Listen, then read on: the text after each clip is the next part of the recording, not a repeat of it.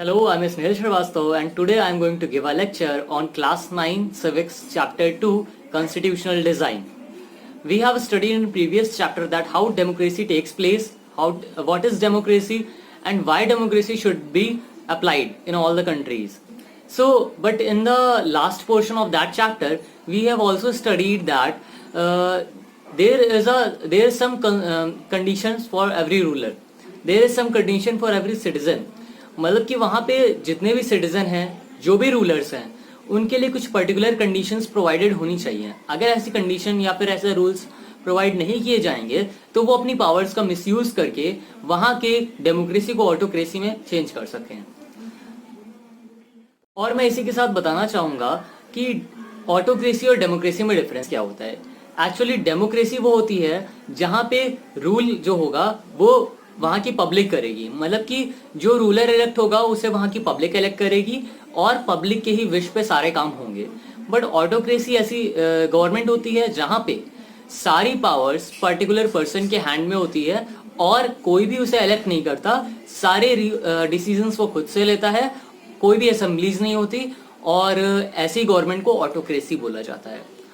आगे बढ़ते हैं हम लोग. तो इस चैप्टर में हम लोग पढ़ने जा रहे हैं कि कॉन्स्टिट्यूशन क्या होता है, कैसे कॉन्स्टिट्यूशन डिजाइन हुआ और कॉन्स्टिट्यूशन की जरूरत हमें क्यों पड़ी. तो जो रूल्स होते हैं किसी भी रूलर के लिए, वहाँ का प्रेसिडेंट, प्राइम मिनिस्टर या फिर जो कोई भी एडमिनिस्ट्रेशन का हो या कोई भी सिटीजन हो, तो उन सब के लिए जो रूल्स बनाए जाते हैं वो कॉन्स्टिट्यूशन की बुक में लिखे जाते हैं. हर कंट्री का अलग अलग कॉन्स्टिट्यूशन होता है. सबसे पहले हम लोग स्टार्ट करेंगे साउथ अफ्रीका के कॉन्स्टिट्यूशन से कि किस तरह से साउथ अफ्रीका को अपना कॉन्स्टिट्यूशन मिला, और उसके बाद हम लोग इंडिया का एग्जांपल. हम लोग बात करेंगे democratic constitution in south Africa की. साउथ अफ्रीका में डेमोक्रेटिक कॉन्स्टिट्यूशन किस तरह से आया. एक्चुअली साउथ अफ्रीका में 1900 की स्टार्टिंग में वहाँ पे वाइट साउथ अफ्रीकन गवर्नमेंट हुआ करती थी. और वाइट साउथ अफ्रीकन गवर्नमेंट की एक बहुत बुरी बात थी कि वो अपार्थाइड रिजाइम को फॉलो करते थे. अब अपार्थाइड रिजाइम क्या होता है. अपार्थाइड रिजाइम में ये होता है कि वहाँ पे जो कलर्ड पीपल्स होते थे, मतलब वाइट पीपल्स, उनको ज़्यादा फैसिलिटीज, ज़्यादा अपॉर्चुनिटीज, ज़्यादा वोटिंग राइट्स और सारे राइट्स ज़्यादा प्रोवाइड किए जाते थे. बट वहाँ पे जो ब्लैक पीपल्स हुआ करते थे उनके लिए सारे राइट्स नहीं थे. उनको जो है दबा के रखा जाता था, सप्रेस करके रखा जाता था गवर्नमेंट के द्वारा. और इन्हीं सब चीज़ों को देख करके वहाँ के जो ब्लैक पीपल्स थे उन्होंने प्रोटेस्ट करने का सोचा. उनमें से एक नेल्सन मंडेला थे जिन्होंने अपार्थाइड रिजाइम के अगेंस्ट ट्रीजन किया. ट्रीजन का मतलब होता है प्रोटेस्ट करना. और उस ट्रीजन में उन्हें जो है 1964 में जेल में भेज दिया गया. उनको और उनके साथ 7 अदर मेंबर्स को जो प्रोटेस्ट कर रहे थे उस अपार्थाइड रिजाइम के अगेंस्ट. इसमें उनको जो है आजीवन जेल के लिए भेज दिया गया, लाइफ टाइम इम्प्रिजनमेंट. और सबसे खराब जेल में भेजा गया जिसको बोला जाता है रॉबिन आइलैंड. उस आइलैंड में उनको भेज दिया और 28 ईयर्स तक वो वहाँ रहे. 28 ईयर्स के बाद जब साउथ अफ्रीका फ्री हुआ, फ्रीडम पाया, उसके बाद उनको वहां से रिलीज किया गया. नेल्सन मंडेला ने मैसेज दिया था, I have fought against the white domination and I have also fought against the black domination. I have cherished the ideal of a democratic and a free society in which all person live together in harmony and with equal opportunities. It is an ideal which I hope to live for and to achieve, but if needs be It is an ideal for which I am prepared to die. तो यहाँ पे इन्होंने जो message दिया, इस message में ये कहा कि मैंने वाइट डोमिनेशन को भी फेस किया है और मैंने ब्लैक डोमिनेशन को भी फेस किया है. वाइट डोमिनेशन मतलब जहाँ पे जो भी रूलर रहे वो वाइट कलर के लोगों को ज़्यादा फेवर करता हो, और ब्लैक डोमिनेशन मतलब ऐसा रूलर जहाँ पे वो ब्लैक कलर के लोग को ज़्यादा फेवर करता हो. उन्होंने दोनों जगह दोनों के अगेंस्ट लड़ाई करी और वो चाहते थे कि एक ऐसा डेमोक्रेटिक कंट्री बने जहां पे सब के सब एक साथ मिलजुल के रहें और सामंजस्य बना के रहें. उन्होंने कहा कि मैं अपनी पूरी जिंदगी इसी में लगा दूंगा और अगर जरूरत पड़ी, बट इफ नीड्स बी, तो वो अपनी जान देने को भी तैयार रहेंगे. इसके बाद हम लोग बात करने वाले हैं कि किस तरह से स्ट्रगल चला उन लोगों का एपार्थीड के अगेंस्ट। जैसा कि मैंने अभी बता दिया कि एपार्थीड जो होता है उसमें एक पर्टिकुलर कलर को ज्यादा प्रेफरेंस दिया जाता है as compare to other colour, मतलब कि लोगों को बांटना with respect to their colours. After this we will come to the point that how this situation comes in the South Africa. तो एक्चुअली हुआ क्या कि यूरोप से कंपनीज साउथ अफ्रीका आने लगी और वहां पे साउथ अफ्रीका के लोग यूरोप के लोग बहुत ज्यादा हो गए। तो यूरोप के लोग बहुत ज्यादा होने की वजह से और उनका कलर वाइट हुआ करता था, तो उन्होंने आर्म्स एंड एम्यूनेशन की हेल्प से वहां के लोगों को कैप्चर करना शुरू कर दिया। वहां पे कंपनीज तो पहले से ही उन्होंने बिल्ड कर दी थी, जैसा कि हम लोग के इंडिया के साथ हुआ था स्टार्टिंग में ईस्ट इंडिया कंपनी ने जो किया था, वैसे ही सेम सिचुएशन वहां पे भी अराइज हुई थी कि वहां पे यूरोप के लोग साउथ अफ्रीका को इस तरह से कैप्चर कर लिया और वहां पे रूल करना शुरू कर दिया। साउथ अफ्रीका के लोग बेसिकली ब्लैक कलर्स के होते थे और वहां पे जो इंडियंस जाते थे उनको भी ब्लैक और व्हाइट में डिवाइड कर दिया जाता था। व्हाइट को गुड फैसिलिटीज प्रोवाइड करते थे और ब्लैक को लेस और बैड फैसिलिटीज प्रोवाइड कर दी जाती थी। तो इन सब चीजों को देख करके लोगों ने प्रोटेस्ट करना शुरू किया। उन लोगों को चर्च जाना अलाउड नहीं था, ब्लैक्स को स्कूल्स वेल्स यूज नहीं कर सकते थे, मतलब जितनी भी पब्लिक प्लेसेस थी वहां पे भी ब्लैक लोगों को अलाउड नहीं थी उतनी चीजें जितना व्हाइट को अलाउड था। सो इन सब चीजों को देख करके वहां पे जो ब्लैक पीपल्स थे उन्होंने प्रोटेस्ट करना शुरू किया। और इसी तरह से लोगों को डिवाइड करना with respect to their colour, उनको इवन चर्च तो छोटी सी बात है, उन्होंने लोगों को टॉयलेट्स भी सेपरेट कर दिए थे कि ब्लैक्स के लिए ये टॉयलेट एंड व्हाइट्स के लिए ये टॉयलेट। सो इस चीज को, इस टर्म को सेग्रीगेशन बोला गया। यहाँ पे आपके बुक में ये टर्म दिया है सेग्रीगेशन। तो सेग्रीगेशन का मतलब यही होता है कि लोगों को डिवाइड कर देना with respect to their colours. And इसके बाद 1950 में इन सब चीजों को देखते हुए वहां पे लोगों ने एक पार्टी बनाई। उस पार्टी का नाम था African national Congress. African national Congress के साथ साथ कई और कम्युनिस्ट पार्टीज भी ज्वाइन करी और उसमें इंडियंस भी थे और ब्लैक्स थे और साथ में कुछ ऐसे सेंसिटिव व्हाइट्स भी पीपल थे जो इस चीज को गलत समझते थे। इस प्रोटेस्ट को देख करके बाकी अदर कंट्रीज ने इस एपार्थीड को अनजस्ट और एक तरह से गलत घोषित कर दिया। बट वहां पे जो व्हाइट गवर्नमेंट थी उसने ऐसा करने से मना कर दिया और उसने कहा कि हम इसको नहीं मानेंगे, हम आपकी बात नहीं मानेंगे। और उसने ऐसे ही करते हुए कई ब्लैक पीपल्स को किल कर दिया और साथ में इंडियंस को भी किल कर दिया। इसके बाद जब देखते रहे वो लोग कि प्रोटेस्ट बहुत बढ़ता जा रहा है ब्लैक पीपल्स का, तो व्हाइट गवर्नमेंट ने वहां के प्रोटेस्ट पे उन लोगों को सप्रेशन करना बंद कर दिया। मतलब कि जैसे जैसे प्रोटेस्ट बढ़ता गया व्हाइट गवर्नमेंट वहां पे वीक होती गई और उसने वहां पे फ्रीडम प्रोवाइड कर दी। 28 साल बाद नेल्सन मंडेला भी जेल से बाहर आए और 26 अप्रैल 1994 में वहां पे flag of Republic of south Africa host किया गया। फिर इसके बाद वहां पे एक मल्टी रेशियल डेमोक्रेसी स्टैब्लिश हो गई। एक रेशियल डेमोक्रेसी से मल्टी रेशियल डेमोक्रेसी स्टैब्लिश हो गई। रेशियल डेमोक्रेसी का मतलब था कि जहां पे व्हाइट डोमिनेशन था, या फिर रेशियल डेमोक्रेसी का मतलब ये होता है कि जहां पे किसी पर्टिकुलर कलर वाले लोग, पर्टिकुलर रेस वाले लोग डोमिनेट करे दूसरे रेस वाले पीपल्स को। बट मल्टी रेशियल में का मतलब ये होता है कि ऐसी डेमोक्रेसी, ऐसी कंट्री, ऐसी गवर्नमेंट जहां पे लोगों को, सारे लोगों को एक माना जाए, सारे रेस को, सारे कलर के पीपल्स को एक माना जाए, ऐसी डेमोक्रेसी वहां पे स्टैब्लिश हुई। फिर इसके बाद नेल्सन मंडेला जो नेशनल पार्टी थी वहां की, जो प्रोटेस्ट कर रही थी अगेंस्ट में व्हाइट साउथ अफ्रीकन गवर्नमेंट के, और व्हाइट साउथ अफ्रीकन गवर्नमेंट में जो लोग रूल कर रहे थे वो सब मिल करके एक गवर्नमेंट फॉर्म करते हैं, एक कॉन्स्टिट्यूशन फॉर्म करते हैं।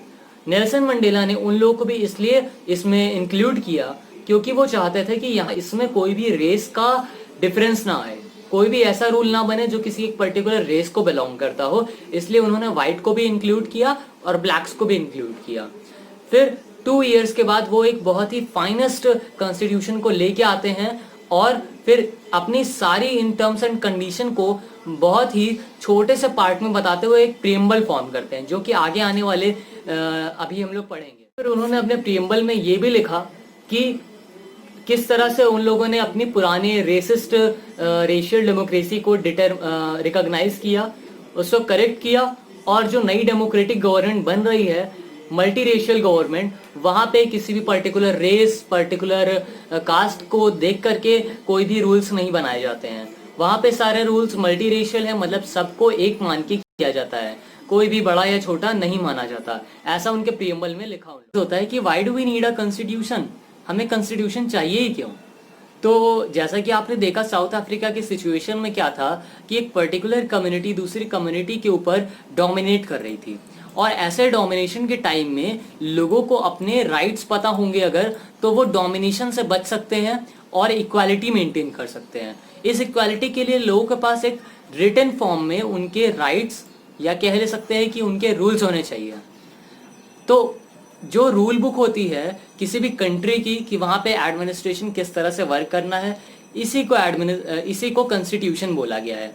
अब कॉन्स्टिट्यूशन से होता क्या है?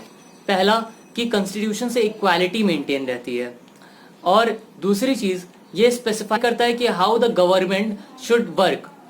तीसरा पॉइंट कि किसी भी पर्टिकुलर पर्सन के लिमिटेशंस क्या क्या हैं वो, और उसके राइट्स क्या क्या हैं। फिर इस तरह से चौथा पॉइंट आता है कि it expresses the aspiration of the people about creating a good society. इससे क्या होता है कि एक गुड सोसाइटी मेंटेन हो सकती है। यहाँ से इससे एक एस्पिरेशन मिलती है कि लोग को गुड सोसाइटी मेंटेन करने की। और फिर एक बात और है कि जो भी कंट्रीज के पास कॉन्स्टिट्यूशन है, जरूरी नहीं है कि वो डेमोक्रेटिक हो। नॉन डेमोक्रेटिक कंट्रीज में भी कॉन्स्टिट्यूशन होता है, बट जो कंट्रीज डेमोक्रेटिक हैं वहाँ पे कॉन्स्टिट्यूशन होना जरूरी है, और वहाँ कॉन्स्टिट्यूशन होता है। जस्ट लाइक ग्रेट ब्रिटेन जब जीत गया, या फिर सारी वॉर्स एंड हो गई, तो अमेरिकन ने खुद को एक कॉन्स्टिट्यूशन प्रोवाइड किया। उन लोगों ने खुद के लिए कॉन्स्टिट्यूशन बनाया। इसके बाद रिवॉल्यूशन के बाद फ्रेंच ने भी अपने लिए कॉन्स्टिट्यूशन बनाया। तो इन सब को देख करके सारी कंट्रीज भी अपना अपना कॉन्स्टिट्यूशन मेक करना शुरू कर। तो ये तो बात रही साउथ अफ्रीका की। इसके बाद हम लोग आते हैं making of the Indian constitution. India का कॉन्स्टिट्यूशन किस तरह से बना था? जैसा कि आप लोग जानते हैं, साउथ अफ्रीका में भी इंडिपेंडेंस बहुत इजी नहीं रही, और इंडिया की भी इंडिपेंडेंस बहुत इजी नहीं थी। जिस टाइम इंडिया इंडिपेंडेंस हुआ वो रिलीजियस बेसिस पे इंडिपेंडेंट हुआ था, पार्टीशन हुआ था, और उस टाइम पे ब्रिटिश का भी जो रूल था वो हट चुका था। तो ब्रिटिश के रूल हटा तो इंडिया इंडिपेंडेंट हुआ। बट इंडिया की इंडिपेंडेंस के साथ साथ उसमें कई चीजें और भी जुड़ी हुई थी। पहला कि उसको रिलीजियस बेसिस पे डिवाइड किया गया था। दूसरा, वहां पे जो प्रिंसली स्टेट्स थे, मतलब ऐसे स्टेट जहां पे राजा महाराजाओं का राज था, उन लोगों को ये कह सकते हैं कि अथॉरिटी दे दी गई कि वो जिस कंट्री में भी जुड़ना चाहे वहां जुड़ सकते हैं। वो चाहे तो पाकिस्तान भी जा सकते हैं, और वो चाहे तो इंडिया में भी रह सकते हैं। तो इससे भी कन्फ्लिक्ट्स बहुत ज्यादा बढ़ चुके थे। इन सब कॉन्फ्लिक्ट के बढ़ने के बाद लोगों के लिए कोई एक पर्टिकुलर कॉन्स्टिट्यूशन बनाना जो कि सबके लिए इक्वल हो, काफी टफ हो चुका था। और वहां के जो लीडर्स थे वो भी काफी टेंशन में थे इंडिया के फ्यूचर को लेकर और उसके कॉन्स्टिट्यूशन मेकिंग प्रोसेस को लेकर के। इसके बाद हम लोग बात करेंगे द पाथ टू कॉन्स्टिट्यूशन, मतलब कॉन्स्टिट्यूशन तक किस तरह से इंडिया के लीडर्स पहुंचे, किस तरह से वो फ्रेम करने तक पहुंचे। तो जैसा कि साउथ अफ्रीका में था कि वहां की कंट्री को पहले फ्रीडम स्ट्रगल भी करना था और साथ ही साथ कॉन्स्टिट्यूशन भी फ्रेम करना था। बट इंडिया में ऐसा नहीं था। इंडिया में फ्रीडम स्ट्रगल पहले ही वो लोग कर रहे थे, तो उनके पास एक आइडिया था कि what are democratic country looks like, democratic country किस तरह से होती है, उनके पास ये एक आइडिया आ चुका था पहले से ही। तो उनको लोगों के दिमाग में, लोगों के माइंड्स में ये सेट नहीं करना था कि हमें एक डेमोक्रेटिक कंट्री फॉर्म करनी है तो उसके लिए क्या क्या कंडीशंस होनी चाहिए। वहाँ के सिटीजन्स के, वहाँ के लोगों को पहले से पता था कि व्हाट अ डेमोक्रेटिक कंट्री। सो उनको सिर्फ और सिर्फ एक कॉन्स्टिट्यूशन फ्रेम करना। यहाँ पे इंडिया को सिर्फ और सिर्फ फॉरेन रूल से ही फाइट नहीं करना था। फॉरेन रूल के साथ फाइट करने के साथ साथ यहाँ पे यहाँ की सोसाइटी को ट्रांसफॉर्म करना, यहाँ की पॉलिटिक्स को ट्रांसफॉर्म करने की भी जरूरत थी। तो उन्हें एक ऐसा कॉन्स्टिट्यूशन चाहिए था जो कि हमारे इंडिया को सबके लिए बराबर और यहाँ की पॉलिटिक्स को फेयर, फ्री और यहाँ के सोसाइटी को अच्छी सोसाइटी बना सके। ऐसा कॉन्स्टिट्यूशन यहाँ पे चाहिए, वो लोग बनाने की सोच रहे थे। लीडर्स को ऐसा कॉन्स्टिट्यूशन चाहिए था जो यहाँ की पीपल्स को यूनाइट करे, अच्छी सोसाइटी और अच्छी पॉलिटिक्स फॉर्म करे। इसके बाद 1928 में Motilal Nehru ji and 8 other Congress members constituted and form a constitution. वो लोग मिले और उन्होंने एक कॉन्स्टिट्यूशन फ्रेम किया, बट वो फाइनल कॉन्स्टिट्यूशन नहीं था। उसके बाद 1931 में एक असेंबली होती है, नेशनल कांग्रेस की मीटिंग होती है, और उस मीटिंग में वहाँ पे कुछ पॉइंट्स रखे जाते हैं कि हमारी जो गवर्नमेंट फॉर्म होगी या फिर इंडिपेंडेंस के बाद जो गवर्नमेंट फॉर्म होने वाली है उसके कुछ टर्म्स एंड कंडीशंस क्या क्या होने चाहिए, वो उन्होंने वहाँ स्पेसिफाई किए कि वो यूनिवर्सल एडल्ट फ्रेंचाइजी को फॉलो करेगा, और साथ ही साथ वो वहाँ के लोगों को राइट टू फ्रीडम देंगे, राइट टू स्पीच प्रोवाइड करेंगे, और इस तरह की जो बेसिक नीड्स होती हैं वो सारी नीड्स वो वहाँ के पीपल्स को, सिटीजन्स को प्रोवाइड करेंगे। ऐसा वहाँ पहले ही बन चुका था। इसके बाद इन सब चीज़ों को बड़े कॉन्स्टिट्यूशन, मतलब जो फाइनल कॉन्स्टिट्यूशन बना, उसमें इंक्लूड कर दिया गया। फिर इसके बाद इंडियन सिटीजन्स का जो पार्टिसिपेशन था ब्रिटिशर्स पॉलिटिकल इंस्टीट्यूशंस में, लाइक ब्रिटिश के जो पॉलिटिकल इंस्टीट्यूशन होते थे वहाँ पे जो सिखाया जाता था कि किस तरह से इलेक्शंस होंगे, कौन कौन वोट दे सकता है।